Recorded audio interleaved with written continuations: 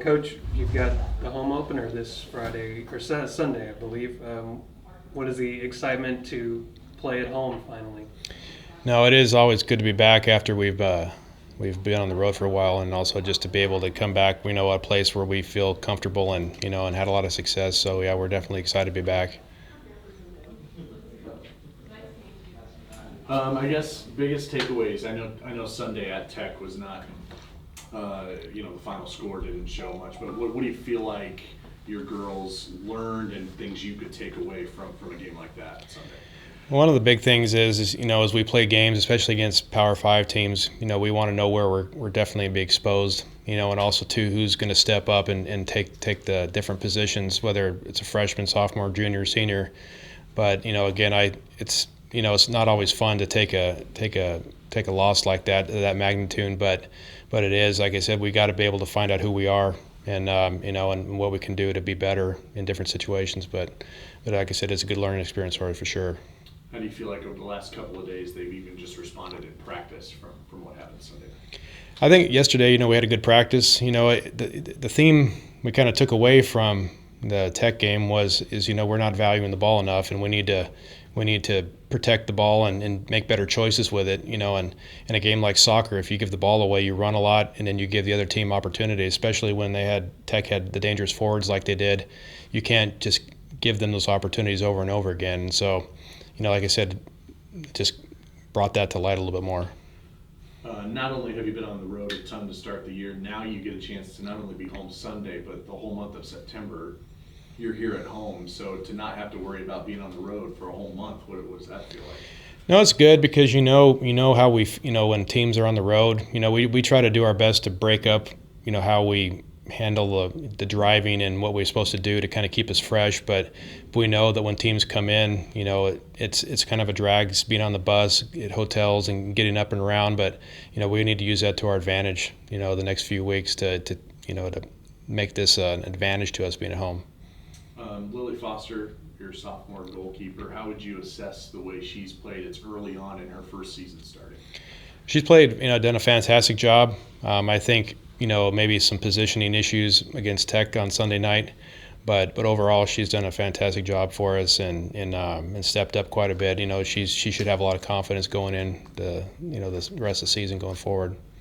What do you know about Texas State, this team coming in on Sunday?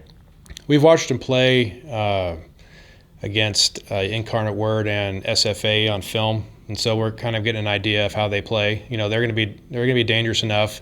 They shoot the ball well from the outside, and they have some dangerous players. But again, like I said, we're just trying to kind of gauge on how we're going to approach them on Sunday.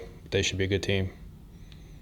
So going back to Tech, they outweighed us in shots. So do you think y'all were given the opportunity to make those shots, or no?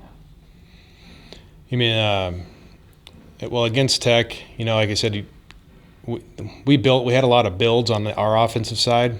It just came down to us being able to do something with the final pass or the final shot.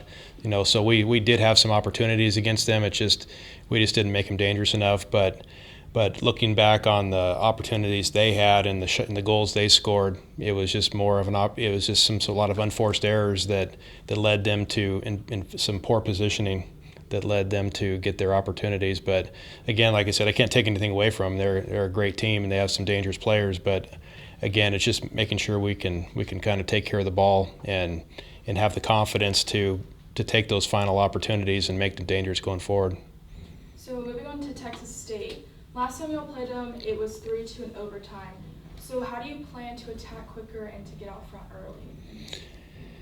Well, again, I think it would be nice to be able to kind of get out there and get some early shots and kind of press them a little bit. I mean, that's kind of the way that we like to possibly approach them. But again, we know that they have a Thursday game. We'll be able to kind of see what they're doing. But overall, it's just going to be a matter of us kind of staying solid defensively, completing our passes, and getting the right opportunities to put some balls in the frame. So the last time y'all played them, your top shooters were Ortega, Mitchie, and Joss, and they are all returning players. So how do you think they'll contribute to the upcoming game? Well, Christina Christina's, going to give us opportunities, and also a lot of times teams will key in on her, and we also along with